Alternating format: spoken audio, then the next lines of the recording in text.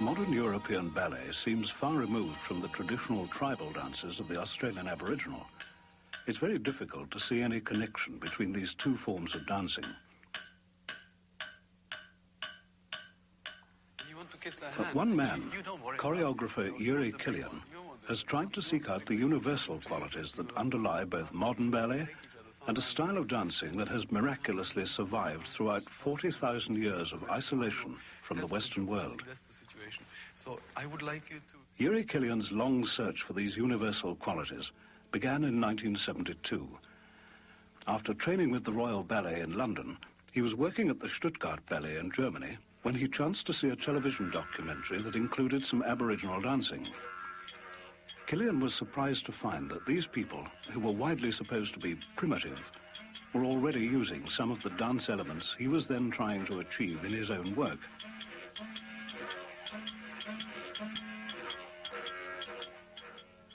The Czech-born dancer developed into one of Europe's leading choreographers. He became artistic director and principal choreographer for the Netherlands Dance Theatre. And more than 10 years after his interest in Aboriginal dancing had first been aroused, Jiri Kylian created an unique and original ballet inspired by tribal dance. He named this ballet Stamping Ground. Creating this dance, it made me want to discover a common denominator that ties those cultures together, or that finds something that is in common. Of course, the sheer geographical distance between Holland, the country where our company is based, and the Arnhem Land of Australia is vast, is as far as can be, and so are the cultures. Jiri Kylian had the opportunity to observe Aboriginal culture at first hand. He travelled more than 24,000 kilometres to attend the largest gathering of tribal dancers that had ever assembled in Australia, held on a remote island off the northern coast. Groot Island was named by the earliest Dutch explorers, and it was here that a new Dutch ballet was conceived. Kylian was one of the few European guests among more than 500 tribespeople brought together by the Aboriginal Cultural Foundation.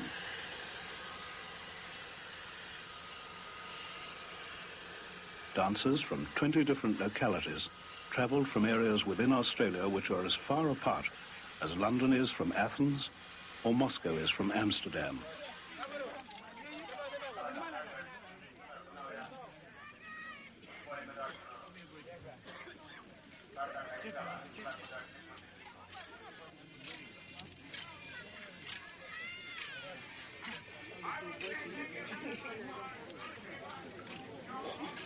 The tribes have no common native language. They can only communicate through basic English. For Jiri Kylian, this was a familiar situation. English is the only common language amongst the dancers of all nations who make up his world-famous dance company. But the Australian dancers also had another, a non-verbal means of communication. They brought traditional dances with them from their local areas, sharing their mystic experiences with other tribes.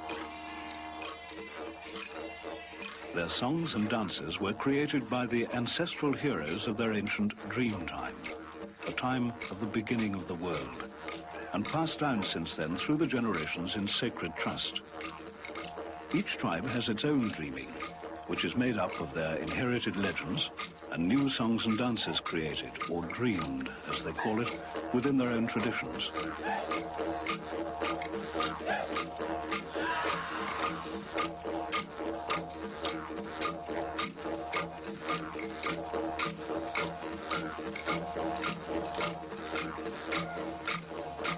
When they dance, the concentration and the importance of what they are doing is so enormous, like I've never seen it before. What was happening, for instance, in the first evening, in the first night of the gathering was so overwhelming that I think I was too excited, I got too emotional about the whole thing to be really able to see what was going on from the technical point of view. And I didn't resist it. I enjoyed being just taken away, taken beyond myself by that first happening. But then later on, I tried to analyze and I tried to see some technical things in their dancing that I find very important. Some of them I knew of, some of them I used in my own choreography, but some of them were very new for me. For instance, there are many ways of stamping, and every tribe has its own way of stamping, and it has to do with the country it comes from. The place of origin of these people has to do with the way they walk, with the way they look, and with the way they dance. This was a great revelation for me to see that the dance is absolutely tied with nature here. It cannot be separated.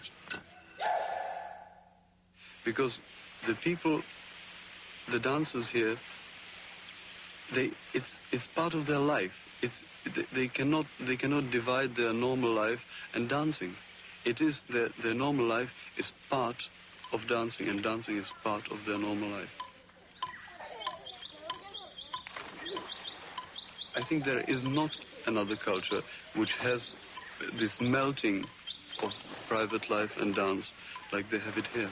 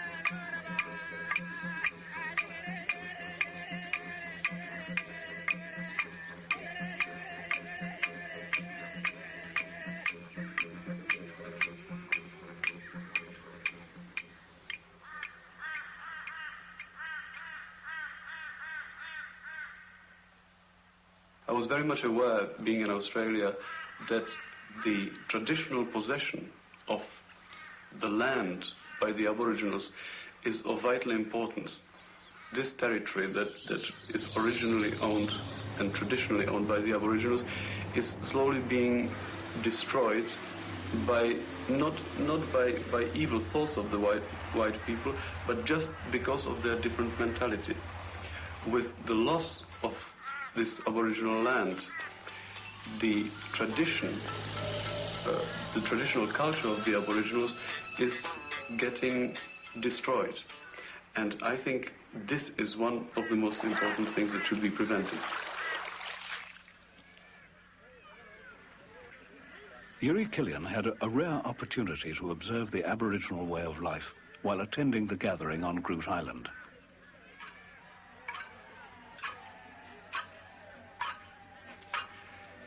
Seeing this extraordinary gathering of Aboriginals, of these many tribes, I was amazed about the incredible input of energy and belief by the Aboriginal leaders and the Aboriginal Cultural Foundation that are under considerable difficulties trying to keep their cultural tradition alive. And I was even more amazed that the young people were so greatly represented in this festival. And seeing so many young people made me believe that there is a possibility for the future of the Aboriginals, and that their culture can be not only kept but developed and passed from generation to generation.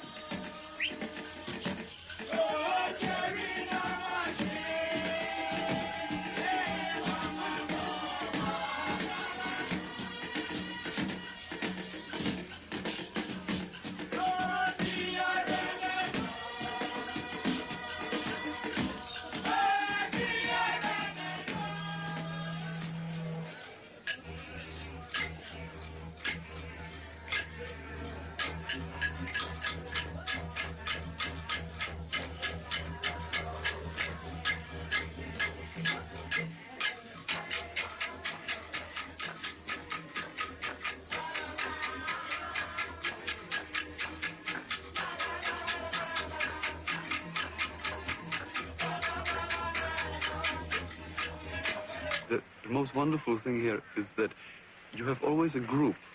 They almost always dance in a group, or the group participates in one way or another. When they dance, they are not trying to outdo each other. They are not trying to prove that they can do it better than the other. No, they dance for themselves, but yet they are always part of the group. And it's actually so funny, because this is the principle that I would like for my company to be.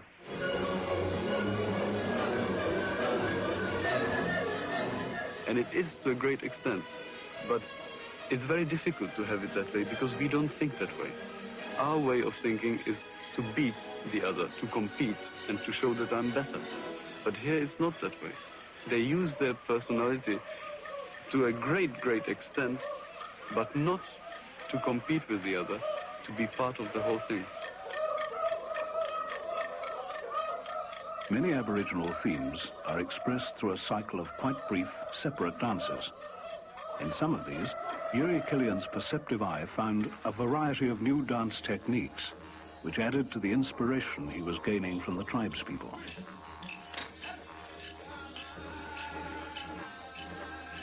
They have a wonderful way of use of their hands.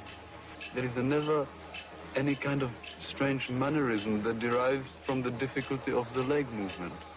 They're always expressive, a revelation for me. I knew it was supposed to be like that, but to actually see it in such a natural way, hardly anywhere.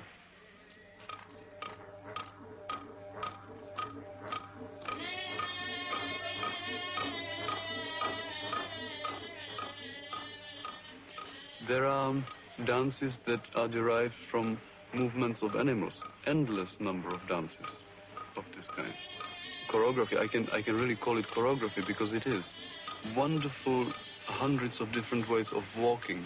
The way of walking they choose always has to do with the particular dance.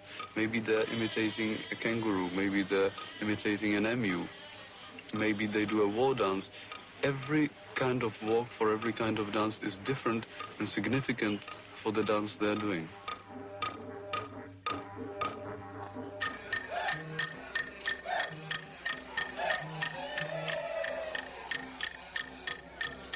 They have a phenomenal way of jumping.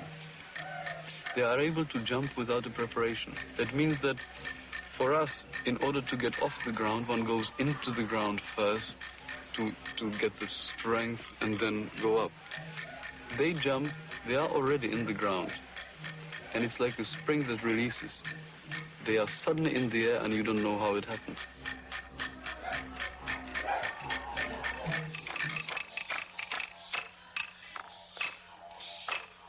The use of counter movement is another very important thing of their dance. And that is something that I'm trying to do in my choreography as well. It gives length to the movement. If you're reaching one way and you use the other part of the body reaching the other way, the movement is prolonged and has much more driving quality.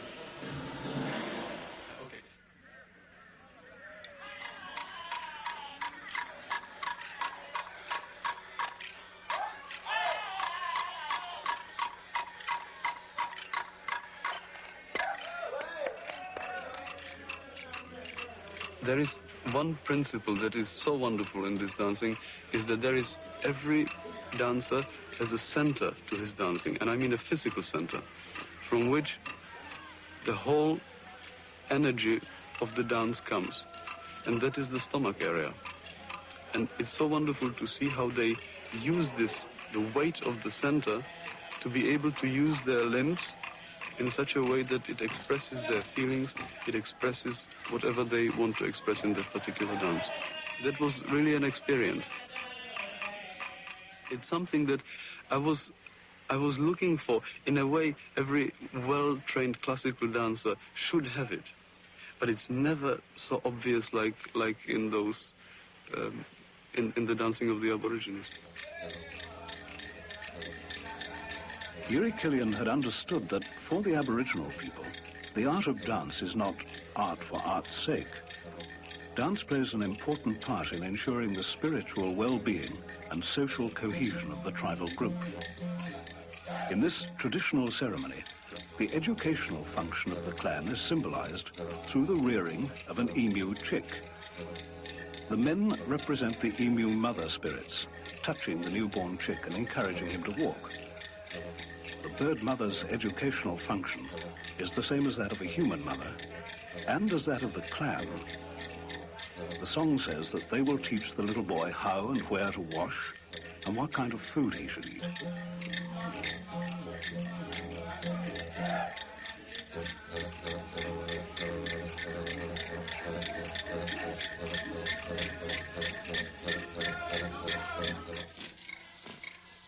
In a society where every member of the tribe is a performer, dancing is even used to pass on the tribal laws. A man has broken the sacred traditional law. He attempts to escape retribution by fleeing into the wilderness, but is tracked down by the ancestral warriors.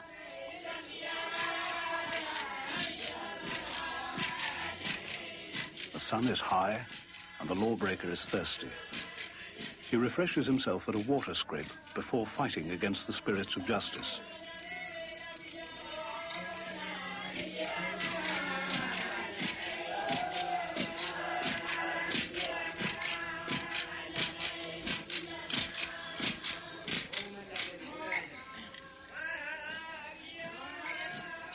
Ancestral law is stronger than the individual. He is executed according to tribal custom.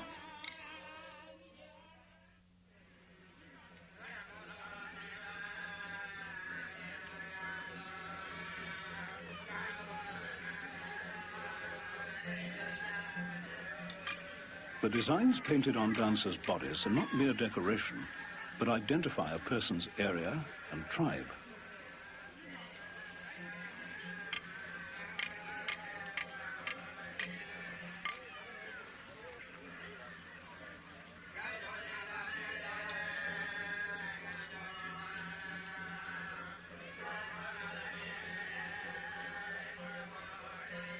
Whether on bodies or on bark, painted symbols have ritual significance and belong to specific tribal groups. The initiated can read these seemingly abstract shapes like reading maps or books.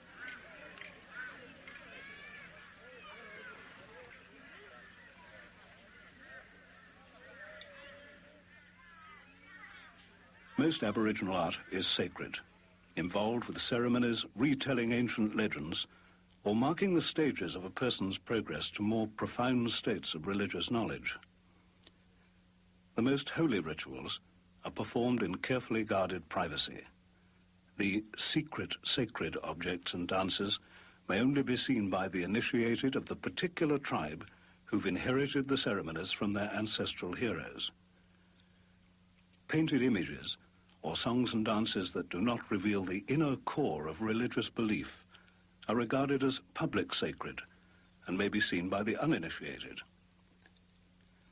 When the dancers from different regions gathered together on Grote Island, many gained their first opportunity to share in the religious experiences of different tribes and clans, whose ceremonies may have a similar basis, but have great variation in forms of expression.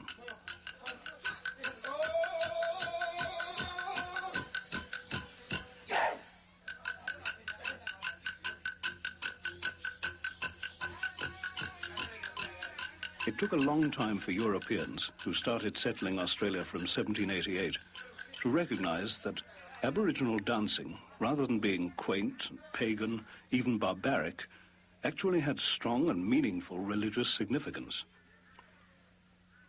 By 1901, when this scene was filmed, perceptive Europeans were beginning to acknowledge the importance of Aboriginal dance forms and ceremonies.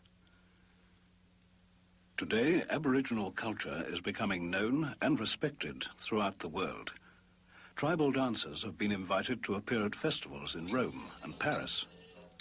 In 5 American cities, a variety of regional dance forms have been seen by appreciative audiences.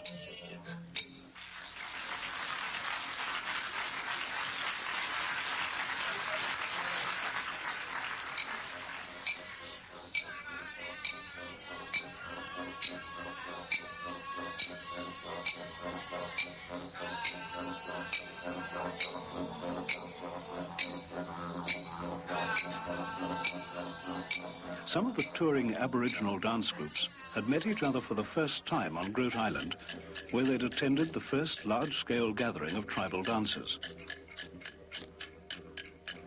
It was at this gathering that choreographer Jiri Kylian gained his new inspiration.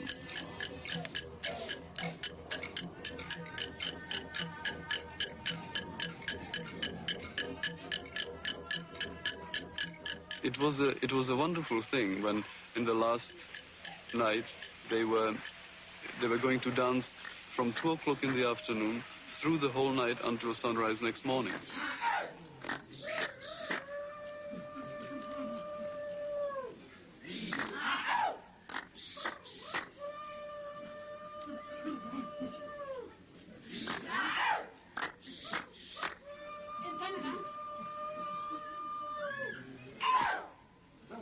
And one could see how they started with good energy and with performing for the audience.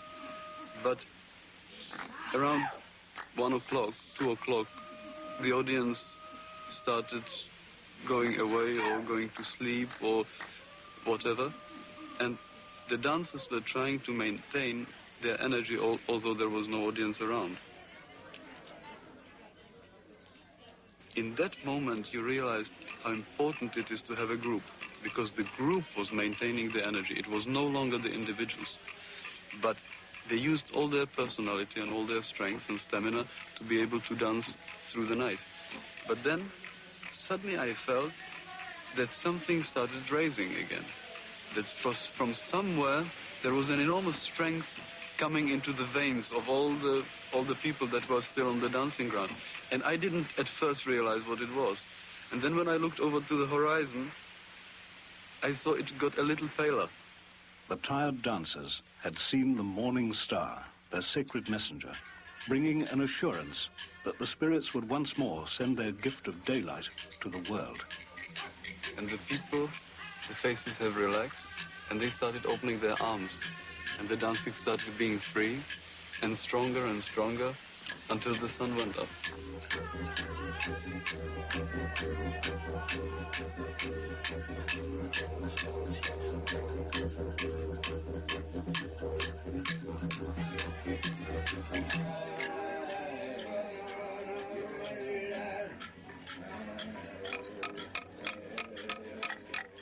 It was such a wonderful feeling that I almost started singing the Beethoven's Ninth Symphony.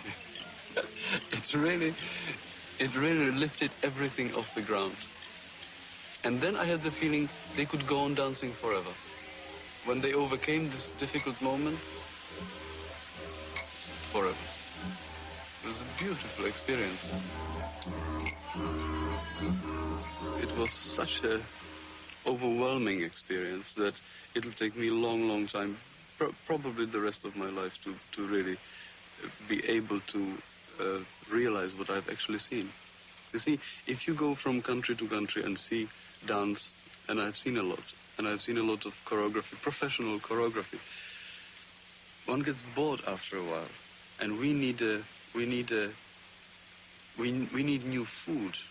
The art of dance needs new food, and I was very much looking for it for a number of years, and I think I found it here. Jiri Kylian had resolved to create a ballet based on his impressions of Aboriginal culture. 30 years before, an Australian choreographer had tried to give European form to his impressions of Aboriginal dancing.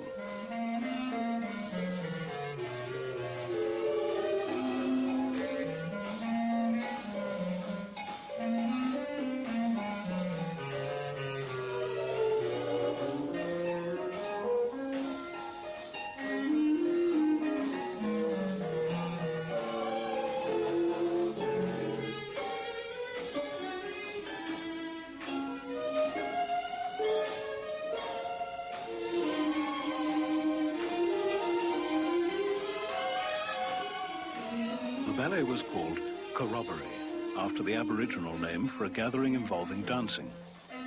Although it was a sincere attempt at the time to translate the Aboriginal dance idiom into Western ballet, it is, by today's standards, a weak imitation, based on an outside view of the motivations for Aboriginal ceremonies. Jiri Kylian chose a more difficult and perceptive approach when developing his ballet.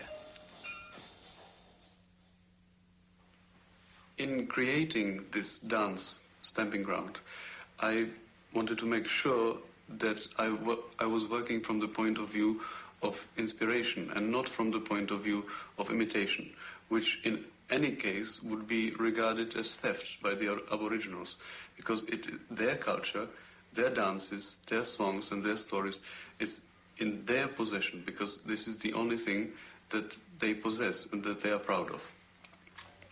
So if I would want to make a stage presentation of something that has to do with this culture, I am not allowed to use their vocabulary. I have to, from my own understanding, I have to create my own vocabulary.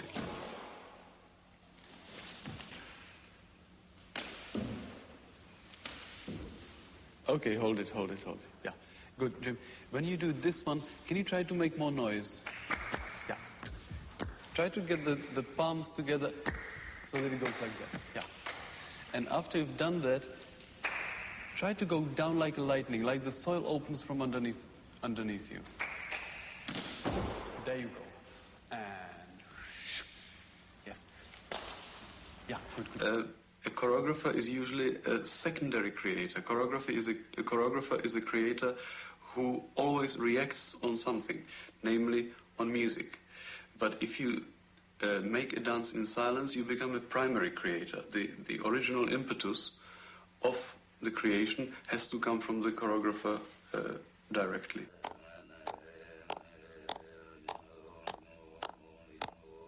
Stamping, of course, is one of the most important elements of Aboriginal dance. And if you watch this from tribe to tribe, it varies tremendously. And it has to do with the environment in which it happens.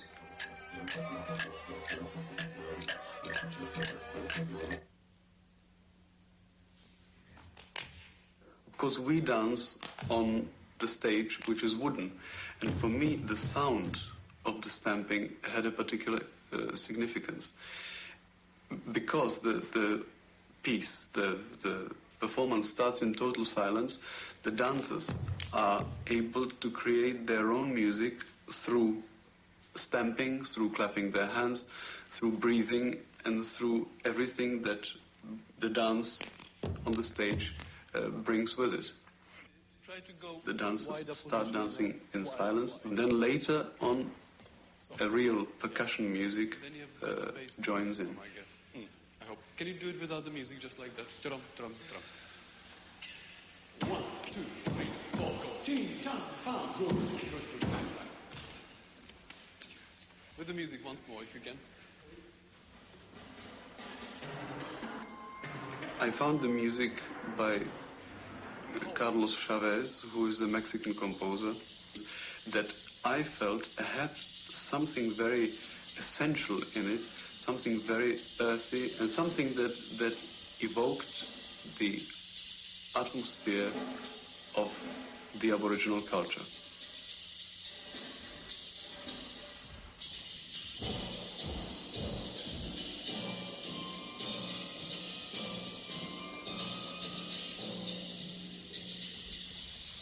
All right, hold it. Yeah, hold it. You stop, yeah. Can I see this one once more, you know, when you do, yeah, you have to 1, 2, 3, and long, you know, when you, wham, pam, pam. So you have a long movement with the third one. Try just that. In this piece, Stamping Ground, I was rather involved with portraying animals to a certain extent, but not in the way the Aboriginals do it, and they do it most brilliantly and with a great sense of humor. I was looking for the animal within the people. That means that I was able to go very far into the personalities of the individual dancers and trying to find an animal within them. And this subject is, of course, not a subject that is contemporary. It's a subject that is eternal and that I think will exist as long as humanity does. What? That's lovely. Yeah, okay. Good. Can I see the other part? The monkey step. Maybe if you can do it this way, coming towards me, that will be good. As you do it, try to let the feet overtake the hands.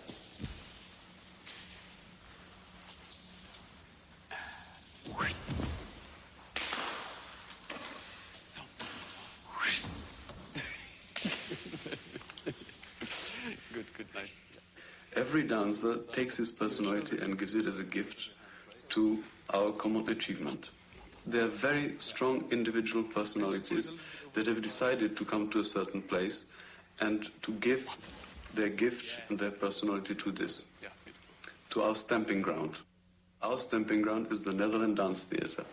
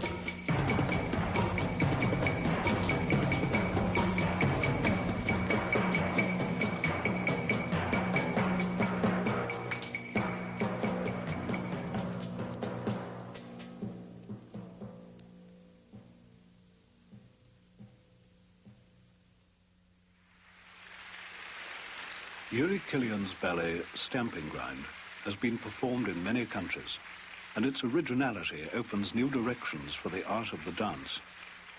His very modern ballet was inspired by one of the most ancient surviving forms, typified by this symbolic dance of the morning star.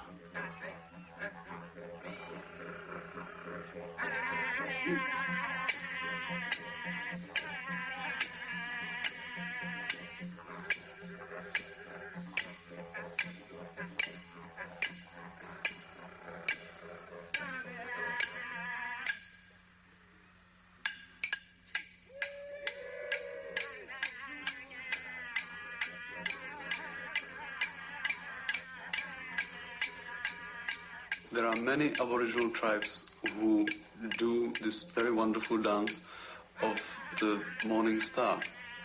It's a very touching dance which symbolizes the rise of the sun and the announcement of the new day.